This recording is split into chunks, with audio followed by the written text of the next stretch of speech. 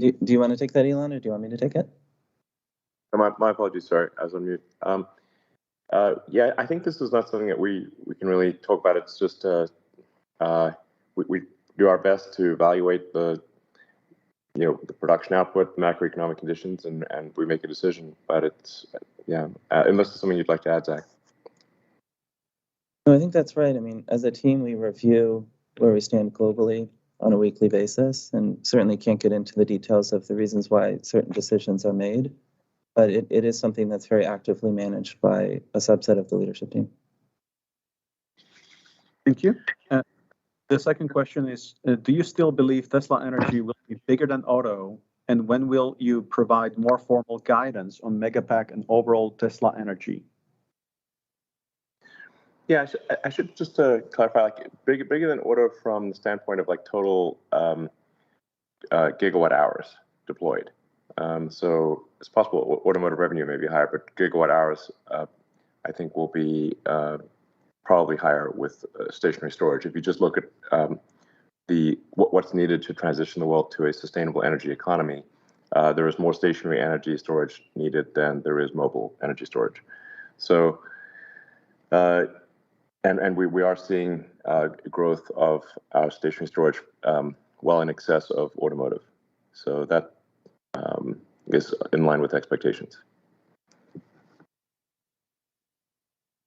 Yeah, and on the guidance part of the question, and maybe Martin, we can combine this with the next question, which is on guidance for margins. Just have a single comment there. I think we will get to the point where we as a company provide guidance on the storage business. I say storage is a combination of both the Megapack business and the Powerwall business. Relative to total revenues of the company, it's still fairly small. And the business has a lot of volatility currently, both in terms of volumes as well as financials, just given the small volumes and kind of diversification of the customer pool there. But as this business grows and smooths out, I don't think we're that far away from it. I think including these volumes on our day 2 production and deliveries release is something that we'll start doing. And then we can talk more formally as a business about our expectations over the coming year. I think it'll be a few more quarters before we get there. Thank you. The next question, as you said, was already answered. So let's go to the battery question. Oh, sorry, just one other thing I wanted to mention on margin. While we're not providing specific guidance there, I mean, just to set expectations of where we think this business will go in terms of margins, probably generally in the ballpark of what we've seen historically on the vehicle business. We generally look to mid 20% gross margins for any program that we launch. And so we're not there yet on this business, but that's what we're working towards. We're hopeful to get there later this year, but that's not a promise. That's an aspiration. Thank you. The next question is, how well are 4680 cells meeting the expectations described on the battery day? How long will it be until the cells meet those goals? Drew? Yeah, so on Battery Day, we established a cost down roadmap through 2026 across 5 areas of effort. There was the cell design we discussed, anode and cathode materials, the structural pack concept, and the cell factory itself. We've been making progress across all these aspects since then. For the cell factory, the Texas 4680 factory, we are partway through building and commissioning and installing and operating. Will be 70% lower capex per gigawatt hour than typical cell factories when fully ramped, in line with what we described on Battery Day. And we're continuing to further pursue densification and investment reduction opportunities in future factory buildouts like in Nevada. On the cell design, we're in production with not only the first generation tablet cell we unveiled on Battery Day, but a second, more manufacturable version in Texas today. On the cathode material side, we have a number of activities underway per the Battery Day roadmap. For lithium, our Corpus Christi lithium refinery breaks ground this May. Our goal is to start commissioning portions of the facility before the end of the year. The refinery uses the sulfate-free spodumene refining process with reduced process costs, no acid or caustic reagents, lower embodied energy, and actually produces a beneficial byproduct that can be repurposed in construction materials. We discussed all of these concepts on Battery Day. Same with cathode precursor. We've successfully demonstrated a lower process cost, zero wastewater precursor process that we described on Battery Day at both lab and pilot scale, and are in the detailed design phase for incorporating this technology into the front end of our Austin cathode facility. On cathode production, we are 50% equipment and 75% utilities installed at our new cathode building in Austin, with our goal to begin dry and wet commissioning this quarter and next quarter, with a target to produce first material before the end of the year. Structural pack, we saw big improvements with pack manufacturing with the 4680 cell and the structural pack concept, 50% lower CapEx and 66% smaller factory for the same output in gigawatt hours per year. We do believe structural as a concept is a good one. It's simpler. We'll continue to structurally load the cells and use the pack as the floor of the vehicle, while iterating the design to closer to B-level execution of this A-level architecture in future programs. And zooming out for the 4680 team, Q1 was all about cost and quality. We made significant improvements in both areas. In Texas, production increased 50% quarter over quarter. Through yields increased 12%, and Cato peak rate increased by 20%, and through yields improved by 20%.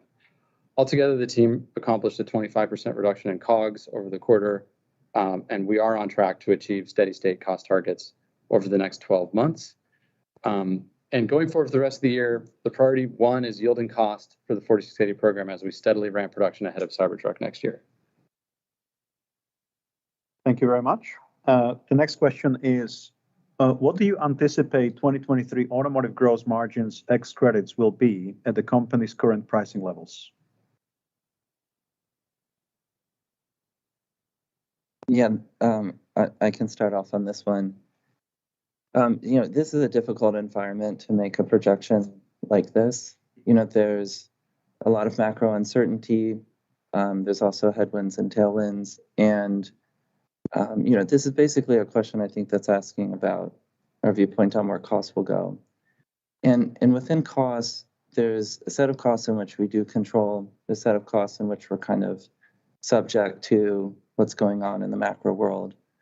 Within the bucket of things we control, the most of the cost down that we're working on is around ramping our Austin factory, stabilizing that, and then doing the cost optimization work once we get to our intended volumes there. And a part of the cost journey in the Austin factory is, as Drew mentioned, the 4680 cell, which is an input into our Austin COGS. And so, as the 4680 program improves over the course of the year on cost, as Drew mentioned, and then the non-cell portion of the factory improves, we see a pretty good trajectory in the Austin facility. A similar story exists in the Berlin factory. It does not have 4680 as an input, but for that factory, the journey to complete localization is still ongoing. And so over the course of this year, as volume increases, more localization occurs, we do see a good path to cost reduction in the Berlin factory as well. In existing factories too, we talk about this on every call, so I don't need to rehash it, but the expectation is that every existing factory improves all of their key metrics, and we continue to see the progress there. There's also a handful of other costs in which we have influence, but the philosophy here is that we're aggressively going across every cost bucket that we can. Within the world that we don't control, the two major costs there being logistics, which fortunately is moving in our favor.